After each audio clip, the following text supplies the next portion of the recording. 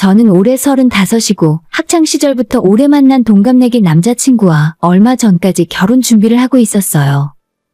하지만 지금은 파혼한 상태고 그 기억이 제게는 평생에 잊을 수 없는 충격으로 남아서 사연을 보내게 되었습니다. 헤어진 전 남자친구와 대학교 시절부터 꽤나 오랜 시간 함께 지냈기 때문에 절대 쉬운 이별은 아니었어요. 이 인간이랑 파혼한 뒤로 친구들 동생들 결혼식에 가면 선뜻 축하한다는 말이 목구멍에서 나오질 않더라고요. 그냥 잘 살길 바랄 뿐이지 제가 결혼에 대한 인식 자체가 달라져서 앞으로 다른 사람을 만날 수 있을까 하는 생각이 먼저 들게 되네요. 부모님들이 귀하게 키운 딸이 시집을 가면 아무리 남편이 공주처럼 떠받들고 살 거라 말은 하지만 나중에는 시부모 병시중이나 남편 병시중 들며 사는 것 같아요. 예전에 결혼하신 분들 사연을 들어보면 시부모 시집살이 시절보다 병수발하는 시간이 더 힘들다고 말을 하잖아요. 그게 아니라면 제가 먼저 아플 수도 있겠죠. 만약 아내가 먼저 아프면 시부모가 며느리 병수발을 하거나 남편이 아내 병수발을 드는 경우는 거의 본 적이 없는 것 같네요. 결국 그게 결혼 생활이라는 게 그렇게 흘러가기 마련인데 막상 결혼식 때는 행복하게 웃기만 하는 모습을 보면 제 마음도 씁쓸하고요. 결혼을 아직 안 한 미혼녀들에게 빨리 결혼해라, 결혼해야 여자로서 행복해진다는 말을 하는 사람들을 보면 이제는 사기꾼처럼 느껴져요. 제 생각이 너무 삐뚤어졌다고 느껴지실 수도 있을 텐데 저도 처음부터 이랬던 건 아니고 저를 이렇게 만든 건 바로 지금은 헤어진 전 남자친구와 그쪽 집안 식구들 때문입니다. 저는 어떻게 생각하면 결혼 적령기가 이미 지난 나이라고 할 수 있죠. 남자친구는 사귀는 동안에는 제게 정말 잘해줬다고 생각해요. 저 역시도 많이 좋아했고 연애할 때는 별다른 문제점을 발견하지 못했어요. 그런데 막상 결혼 준비를 하게 되면서 자기 엄마가 저한테 하는 짓을 보더니 그때부터 헷갈려하고 갈팡질팡 어쩔 줄을 모르더라고요. 연애할 때 제가 헌신했던 걸 자기가 결혼해서 다 갚겠다고 하더니 정작 제가 버는 돈으로 친정 엄마한테 쓰는 걸 아까워하는 모습을 보면서 이 인간이랑 결혼해서 사는 건 힘들겠구나 싶었어요. 이제 와서 한 가지 기억나는 일이 있는데 처음에 자기 식구들과 인사하자고 했을 때 남자친구가 미리 이야기했었던 자기 식구들의 분위기와 직접 제가 만나본 사람들이 너무나도 많은 차이가 있었습니다. 남자친구가 미리 말하길 자기 엄마는 자식들을 굉장히 독립심 강하게 키우려고 애쓰신 분이라 하더라고요. 그래서 자식이 결혼할 때도 간섭 따윈 안 할 거라며 호언장담을 했었습니다. 우리 엄마는 적어도 결혼 준비하면서 너랑 부딪힐 일은 없을 거야. 엄마가 예전부터 나한테 그러셨거든. 대학 공부까지는 시켜주지만 돈 벌기 시작하면 그때부터 자기 인생 알아서 살라고. 결혼도 나보고 알아서 가라고 하셨어. 나 결혼한다고 해도 집에서 많이 도와주시진 못할 것 같은데 어쩌지? 그럼 우리가 알아서 하면 돼. 많이 도와주시면서 살림에 이래라 저래라 간섭하시는 것보다는 난 그게 더 나을 것 같아. 서로 부족함 채워가며 사는 게 결혼 생활이잖아. 남자친구는 자기가 모아둔 돈이 별로 없다며 부모님도 도와줄 생각 없다고 하면서 걱정이 많았어요. 솔직하게 말하면 저는 혼자 계시는 엄마를 나중에 모시고 살 거나 아니면 가까운 곳에서 살고 싶었기 때문에 결혼할 때 시댁 도움을 받지 않는 것이 낫겠다 싶었습니다. 그래서 집을 제외하고 나머지 결혼 비용은 반반씩 부담하자고 말했어요. 그래도 남자친구가 직장 생활을 몇 년이나 했는데 모아둔 돈이 수천만 원은 있는 줄로 알았습니다. 남자친구 쪽은 가정 형편이 그리 좋은 편은 아니었어요. 집안의 장남이었는데 나름대로 온 식구들의 기대를 한 몸에 받고 자랐습니다. 남자친구 밑으로 여동생이 하나 있는데 상대적으로 여동생에게는 부모님이 투자를 많이 안 했다고 들었어요. 장남이 잘 되어야 집안이 산다는 사고방식을 가지신 분들이라 아들에게만은 없는 형편에서도 학원 보내고 과외시키며 대학 보내고 나름대로 할 거 다 해줬다고 하더라고요. 남자친구는 대학 졸업하고 임용고시를 2년 만에 합격해서 지금 서울에 있는 중학교에 아이들을 가르치고 있습니다. 저와 남자친구는 대학 다닐 때 친구 소개로 만나 알게 되었고 저는 약대를 졸업해서 현재 작은 약국을 운영하는 중이에요. 어쩌다 보니 제가 먼저 자리를 잡게 되면서 이 사람이 교사 임용시험을 준비하는 동안에 나름대로 내졸합시고 애를 많이 쓴 건 저였다고 생각합니다. 저는 남자친구가 공부만 하면서 돈이 없을 때 대부분의 데이트 비용과 남자친구의 궁색한 처지를 생각해서 종종 지갑 속에 용돈을 꽂아주기도 했어요. 아마 남자친구가 취업 준비를 하고 있는 상황에 본인이 돈을 벌고 있다면 누구라도 똑같이 하지 않았을까 싶어요. 그래서 당시에 남자친구가 제게 많이 고마워하기도 했었고요. 남자친구 말로는 남친 엄마도 제가 물심양면으로 도와준 걸 다 알고 있고 저한테 고마운 마음을 갖고 있다고 들었습니다. 예비 시부모님 처음 만날 때 긴장을 많이 하긴 했어도 남자친구의 말만 믿고 좋은 분들일 거라고 생각했어요. 당연한 말이지만 시댁 첫 인사했을 때 바로 파혼을 고민하지는 않았습니다. 근데 그때 제가 남자친구 어머니에게 들었던 이야기는 저와 결혼까지 하게 될 줄은 몰랐다는 말을 하시더군요. 우리 아들이 의리가 있는 편이네. 너랑 오래 사귀는 줄은 알았지만 진짜로 결혼까지 하게 될 줄은 몰랐다. 넌 진짜 남편감 하나는 제대로 골랐구나. 내 아들이라 하는 말이 아니라 평생 직장이잖니.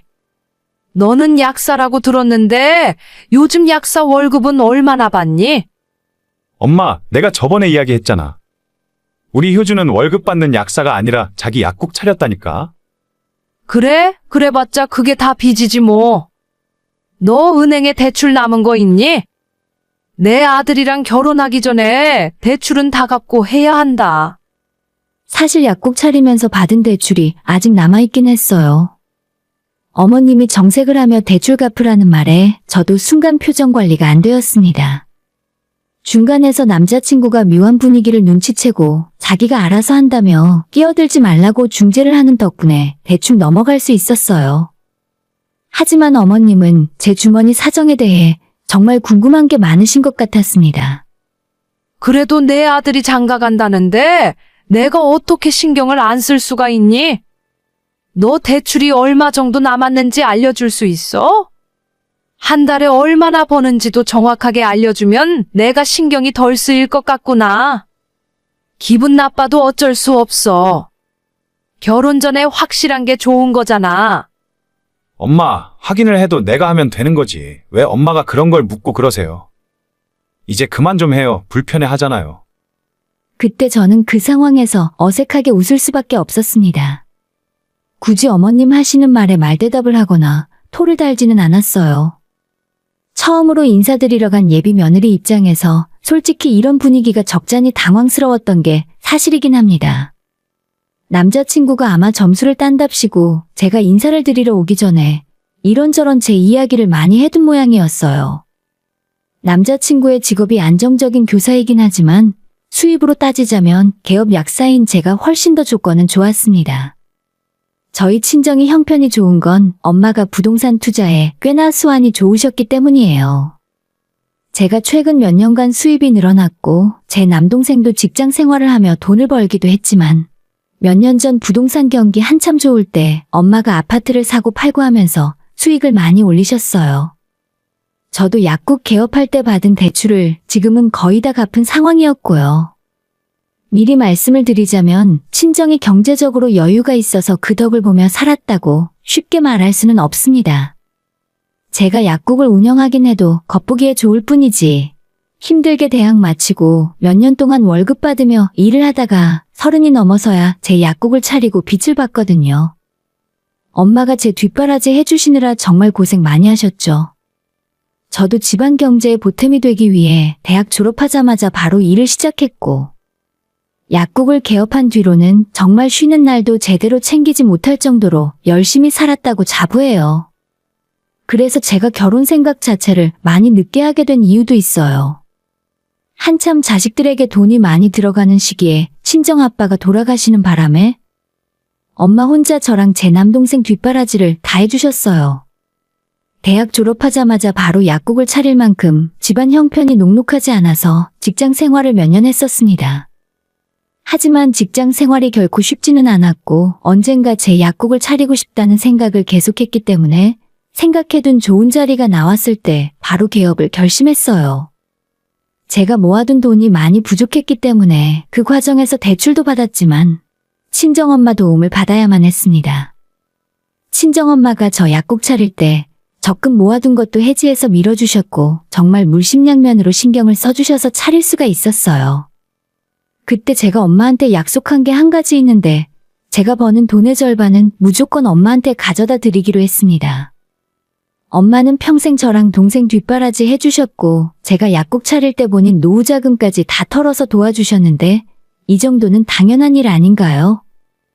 제가 남자친구와 연애 기간이 길긴 했지만 결혼 자체가 급하지는 않았습니다. 엄마가 편하게 사시고 제 동생 자기 밥벌이 하는 것까지는 보고 나서 그 다음에 결혼을 해도 늦지 않다고 생각했어요. 20대 후반 그리고 30대가 넘어서도 정말 열심히 달려온 덕분에 엄마도 부동산 투자로 돈을 벌었고 저도 먹고 살만해지고 나니 제 나이가 어느덧 30대 중반이 되어 있더라고요. 그때부터는 저희 엄마도 결혼을 재촉하긴 하셨어요. 우리 엄마는 사윗감에게 대단한 욕심을 부리지는 않으셨고 항상 제게 이런 말씀을 자주 하셨습니다. 남자가 돈 잘 벌고 능력 있다고 다 좋은 건 아니야. 자기 여자한테 다정하고 시부모님 성품이 좋으면 무난하게 살 수 있는 거지. 엄마가 너 남자친구 보니까 여자한테 큰 소리 칠 성격은 아니던데. 나는 그 정도면 사윗감으로 합격점이야. 성실하고 부모한테 기대지 않을 정도로 밥벌이 할 수 있으면 되는 거지. 우리 엄마는 제 기준으로는 웬만한 사람 못지않게 시집살이를 하신 분이에요. 저희 엄마가 친할아버지 할머니 돌아가시기 전까지 삼시세끼 차리고 늙어서 병시중까지 드는 걸 옆에서 보며 자랐습니다. 같이 살던 할머니 할아버지 돌아가시고 물론 저도 슬프긴 했지만 그래도 이제는 엄마가 좀 편해지나 싶었더니 얼마 후에 아빠가 아프셨고 아빠 병수발 드느라 허리가 펴질 날이 없었어요. 그리고 돌아가신 이후로도 집안의 가장 노릇을 하느라 엄마는 본인 인생을 즐겨볼 시간도 없이 나이를 먹으셨죠. 적어도 제 기억으로는 그랬어요. 예전부터 집안 형편이 그리 나쁜 편은 아니었는데 엄마랑 아빠는 할머니 때문에 많이 다투곤 하셨습니다. 그런 모습을 보면서 은연중에 나는 절대 시어머니가 고약한 집안에는 시집가지 말아야겠다고 생각했고 엄마는 가끔 삶이 너무 힘들 때면 저한테 신세한탄을 하듯 우리 딸은 시집가지 말고 공부 열심히 해서 혼자 살라는 말을 하셨어요. 어쨌든 저는 엄마의 헌신적인 뒷바라지 덕분에 약사가 된 거고 제 남동생 역시 군대 다녀와서 대학 졸업 이후에 금융회사에 취직할 수가 있었습니다. 제 동생까지 좋은 회사에 들어가고 나니 엄마는 그제서야 마음이 놓이시는지 저한테 결혼 빨리 하라는 말씀을 하시더라고요. 결혼하라는 말을 듣고도 제가 선뜻 결정을 내리지 못하자 엄마는 시댁 형편이 안 좋아 결혼을 망설이는 줄 알고 신혼집까지 해주겠다 하셨어요. 괜찮아. 너한테 집 해줄 정도는 있어. 대신 나중에 너희 동생 장가 갈 때는 너도 보태야 돼. 그만큼 엄마는 저뿐만 아니라 예비 사위를 믿으셨고 잘 사는 것 외에는 다른 건 바라는 것도 없으셨어요.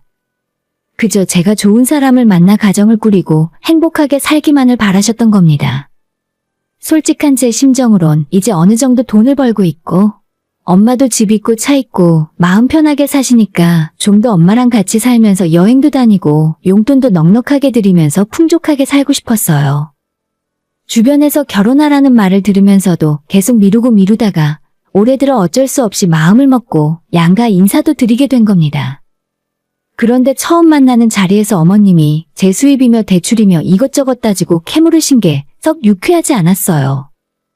그나마 다행인 건 시아버지는 좋으신 분 같더라고요. 어머니가 혹시나 말실수를 할까봐 옆에서 신경을 쓰고 있는 것이 보였고 저를 곤란하게 하지 않게 하려고 애를 쓰고 계셨습니다. 조건으로만 따지자면 제가 전혀 불리할 게 없었기 때문에 필요 이상으로 굽히고 들어가진 않았어요. 문제는 그 다음부터 결혼 준비하는 과정에서 자꾸만 일이 생기고 말았습니다. 인사를 드리고 나서 얼마 후에 대략적인 결혼 시기와 상견례 날짜를 잡았는데 예비 시어머니는 제가 신혼집을 해오겠다는 걸 남자친구에게 전해 듣고는 큰 고민을 덜은 눈치였어요. 한 번은 할 말이 있다고 집으로 오라 부르시더니 대뜸 이런 말씀을 하시더라고요. 너가 집을 해온다니까 내가 마음이 놓이지 뭐니. 아들 덕은 크게 못 봤다만 그래도 잘난 아들 덕분에 며느리 덕이라도 보는구나. 근데 너희 엄마가 해주신다는 집은 어디에 있는 거니? 아파트니? 빌라니? 우리 아들 출퇴근하기에 편해야 할 텐데. 대충 어딘지 주소라도 알려주면 내가 먼저 한번 가보려고. 아니요, 지금은 그 집에 세입자가 살고 있어서 가볼 수가 없어요. 내년 2월에 계약 만료라서 내부 수리 좀 하고 5월에 결혼식 올리면 들어가서 살기에 문제 없을 거예요. 그래? 그래도 미리 집 구조를 봐놔야 혼수를 어떻게 할지 감이 올 텐데. 어쨌든 상견례 빨리 하고 결혼식 전에 미리미리 살림도 들여놓으면 좋겠다. 이참에 혼인신고도 빨리 해버리지 뭐. 너도 나이가 있는데 그게 좋겠지. 네? 혼인신고요? 그건 좀. 저희가 알아서 할게요. 남자친구의 어머니는 제가 집이 있다는 걸 알고 나서 남자친구에게 결혼을 더 빨리 하라고 재촉하셨어요. 심지어 제 명의 집에 미리 가보겠다는 소리까지 하면서 궁금해하셨습니다. 혼인신고를 빨리 하라고 하질 않나 너무 재촉을 하시니 기분이 좀 이상했습니다. 제가 약국 개업한 뒤로 우리 집안 형편이 점점 나아지는 걸 남자친구도 옆에서 봐왔기 때문에 결혼을 재촉한 이유도 있을 테지만 집까지 해온다고 하니까 어머님 입장에서 이게 웬 떡이냐 하셨겠죠. 하지만 제 입장에서 결혼을 진행하려고 보니 남자친구 쪽이 너무 준비가 안 되어 있더라고요. 알만한 분들은 아시겠지만 교사 월급이 그리 많지가 않아요. 저는 남자가 꼭 집을 해와야 한다는 사고방식은 아니지만 부모님 손을 벌리지 않더라도 남자가 너무 여자한테 기대서 하는 것도 별로라고 생각해요. 본인도 결혼에 있어 어느 정도는 자기 몫을 해야죠. 제가 집을 해가겠다고 하면 살림살이나 다른 결혼 비용 일체를 남자 쪽에서 당연히 부담을 하겠거니 생각했습니다. 일단 본인이 먼저 결혼하자고 저한테 이야기를 꺼냈잖아요. 어느 정도는 준비가 되어 있겠지 싶었는데 막상 서로의 경제적인 부분을 오픈해보니 깜짝 놀랄 정도였습니다. 저는 남자친구가 생각보다 모아둔 돈이 없어서 놀랐는데 남자친구는 또 다른 면으로 제게 놀랐던 사실이 있었어요. 생각보다 대부분의 대출을 거의 다 갚았다는 걸 알고 좋아하더라고요. 그리고 또 제 소득 신고되고 있는 수입을 보고 한 번 더 놀랐습니다. 수입을 서로 오픈해보니 제가 남자친구보다 적어도 5배, 많으면 그보다 훨씬 많이 차이가 나는 겁니다. 와, 이래서 다들 자영업을 하는가 보네. 난 자기가 이렇게 돈을 많이 버는 줄 몰랐어. 이러니까 장모님이 있는 돈 없는 돈 다 털어서 약국 차려주신 거구나. 이제는 왜 그러셨는지 이해가 간다. 능력 있는 와이프 덕보고 편하게 결혼할 수 있어 좋다면서 저한테 잘하겠다고 하더니 제가 한 가지 이야기를 꺼내자 남자친구의 얼굴이 갑자기 변하더라고요. 그런데 내 수입의 절반은 엄마한테 드리고 있어. 엄마가 평생 모은 돈으로 약국 차려주셨는데 난 이 정도는 드리는 게 당연하다 생각해. 게다가 우리 신혼집까지 엄마가 해주셨잖아. 난 엄마한테 받은 만큼 갚아야 해. 장모님한테 자기 수입의 절반을 드리겠다고? 그럼 그게 대체 얼마야? 결혼하기 전에는 그럴 수 있다고 치는데. 결혼한 다음에도 그러는 건 좀 아니라고 생각해. 내가 많이 양보해서 한 달에 100만 원만 드리는 건 어때? 저렇게 말을 하는데 순간 기분이 확 나빠졌습니다. 막말로 제가 버는 돈의 절반을 엄마한테 드리더라도 그래도 남자친구 월급보다 훨씬 많은데 결혼할 때 엄마가 집까지 해주셨는데 저렇게 싫은 티를 낼 수 있나 싶었습니다. 싫어? 싫으면 우린 결혼 못하는 거지. 자기도 그동안 봐서 알겠지만 내가 결혼에 목매는 스타일이 아니야. 우리 엄마 나 때문에 노후 자금까지 다 꺼내서 도와주셨는데 이 정도도 못해? 제가 예민하게 반응하자 남자친구가 펄쩍 뛰더라고요. 그러면서 한다는 말이 사실은 우리 엄마가 안 그래도 말씀을 하시더라. 처음에는 너가 나이도 많은 편이고 결혼시키고 싶지 않았대. 근데 내가 너 약사고 돈도 잘 번다고 하니까 엄마가 겨우 마음 돌리신 거야. 안 그래도 우리 결혼하면 생활비 얼마 줄 거냐고 하시는데 장모님한테 자기 수입 절반 주고 나면 우리 집에는? 우리 부모님은 더 적게 드릴 거야? 누가 드리지 말래? 자기가 버는 돈으로 알아서 드려. 대신 우리 둘이 버는 돈은 각자 관리하자. 생활비만 반반 부담하고 각자 돈 관리하면서 살면 되겠네. 갑자기 저보고 자기 부모 생활비 이야기를 꺼내더라고요. 이건 아니다 싶어서 각자 돈 관리하자고 했더니 남자친구 한다는 소리가 부부 사이에 각자 돈 관리한다는 건 있을 수도 없는 이야기라 하는 겁니다. 솔직히 어이가 없었습니다. 반대로 자기가 더 많이 벌고 제가 조금 버는 월급쟁이였으면 그때도 이렇게 이야기를 했었을까요? 우리 엄마에게 내가 버는 돈으로 생활비 용돈 주는 건 싫어하면서 벌써부터 내 돈을 자기 돈처럼 생각하고 있었습니다. 이런 남자친구의 이야기를 들으니 더 화가 났습니다. 내가 버는 돈으로 자기 부모님 용돈을 더 드려야 하는 게 맞다는 거야? 자기가 그런 생각이라면 난 이 결혼 안 할래. 우리 이렇게 치사하게 돈 때문에 의견이 안 맞는 거라면 결혼 다시 생각하는 게 맞겠다. 아니, 자기는 왜 이렇게 극단적이야?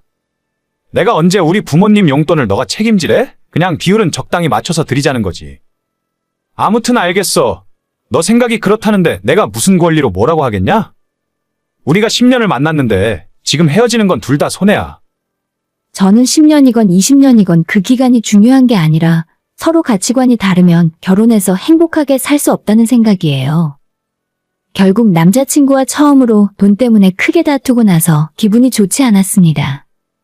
이 결혼을 해야 하나 말아야 하나 처음으로 진지하게 고민했어요. 남자친구 입에서 제가 엄마한테 드리는 돈을 문제 삼고 넘어질 줄 몰랐거든요. 원래 결혼 준비하다가 많이 싸우기도 하고 그러다가 파혼하는 경우도 있다고는 들었는데 이 문제로 굳이 시비를 가리자면 남자친구가도 경우 없는 거 아닌가요? 저는 제 주변에 먼저 결혼하는 친구들이나 다른 사람 결혼하는 걸 보면서 누구는 어떻더라 저떻더라 비교한 적 없었는데 말이죠. 그날 다투고 나서 남자친구가 나중에 사과는 했습니다만 여전히 찝찝한 상태였죠. 며칠 동안 제 표정이 심상치 않자 엄마가 눈치를 채고 왜 그러냐 물으시더라고요. 이런 기분으로 상견례를 하는 건 아닌 것 같아 엄마에게 우리 상견례를 조금 미룰지도 모르겠다고 말씀을 드렸어요. 엄마는 그 말에 뭔가 눈치를 채셨는지 더 이상 다른 건 묻지 않으셨어요. 대신 이 한마디를 하셨습니다. 원래 결혼 전날까지도 여자는 이 결혼이 맞나 고민을 하기 마련이야. 그런데 내가 살아보니까 도저히 이해 못하는 걸 참아가며 결혼할 필요는 없어.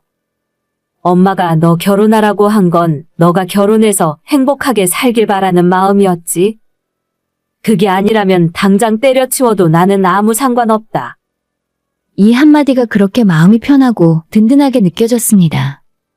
그리고 바로 다음날 남자친구 어머니께서 할 말이 있으니 만나자고 하셨어요.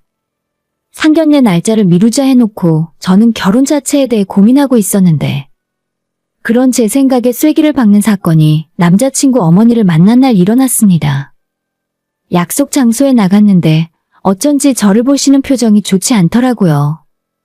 뭔가 잔뜩 화가 나신 것 같았는데 저는 말 안 해도 그 이유를 알 것만 같았어요.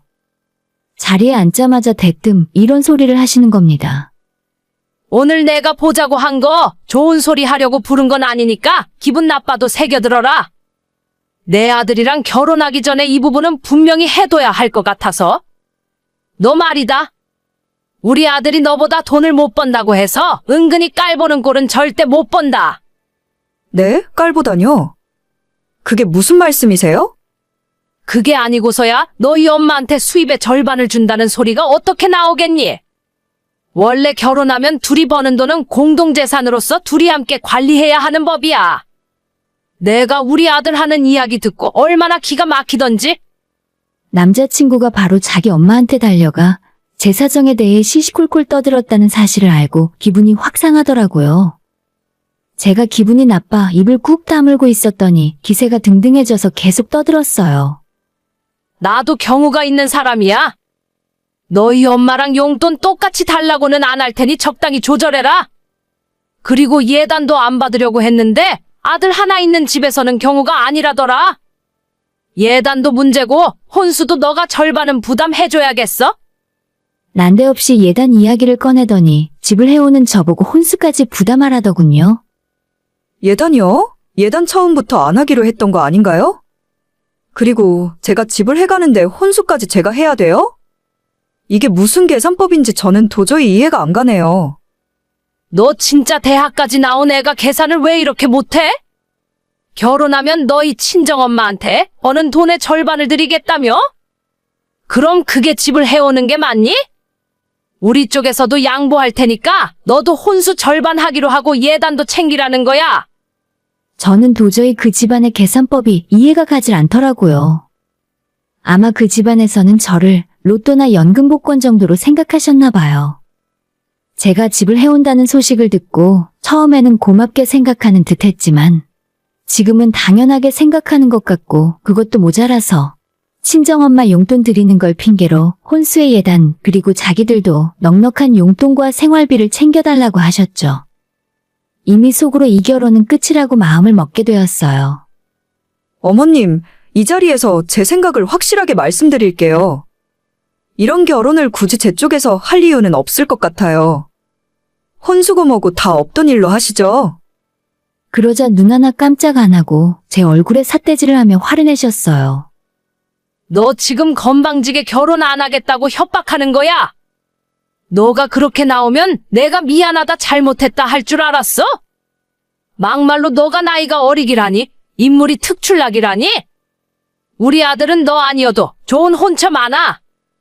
그 여자 하는 말을 듣자니 그동안 저를 어떻게 생각하는지 딱 알겠더라고요.